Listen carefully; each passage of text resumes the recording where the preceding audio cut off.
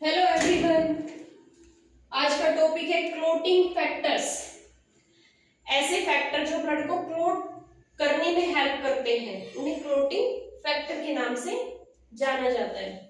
Human blood के अंदर total 13 clotting factor होते हैं। ह्यूमन ब्लड के अंदर क्लोटिंग फैक्टर की कमी हो तो पेशेंट का ब्लड क्लोट नहीं होता और कुछ भी इंजरी होने पे पेशेंट का कंटिन्यू ब्लड बहता रहता है। तो ऐसे पेशेंट को बहुत सावधानी से बाहर निकलना चाहिए। वैसे सभी को सावधानी से निकलना चाहिए, पर ऐसे पेशेंट्स को अगर इंजरी हो जाए तो कंटिन्यूअस ब्लड बहता रहता है। ठीक है, तो हम पढ़ते हैं क्लोटिंग फैक्टर। 13 क्लोटिंग फैक्टर में क्लोटिंग फैक्टर नंबर 6 एब्सेंट होता है, इसलिए इसको एब्सेंट क्लोटिंग फैक्टर के नाम से भी जाना जाता है। तो first clotting factor is fibrinogen, second का नेम है प्रोथ्रोम्बिन, थर्ड टिश्यू थ्रोम्बोप्लास्टिन, या दूसरा नाम है इसका टिश्यू फैक्टर।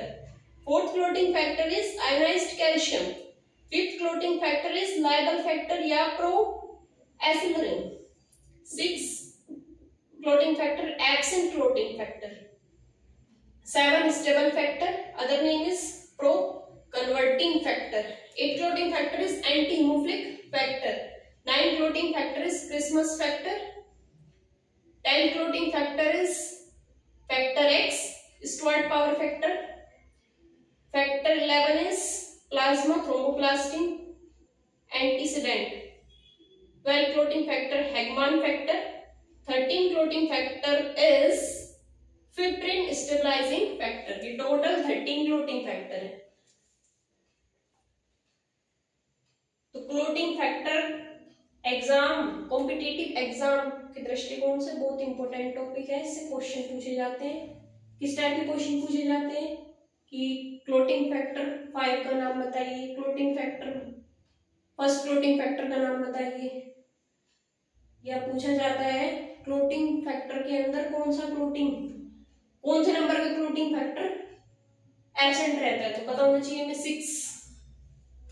या क्लोटिंग फैक्टर के दो नाम है, एक नाम देके पूछ लिया जाएगा इस क्लोटिंग फैक्टर का, दूसरा नाम बताइए।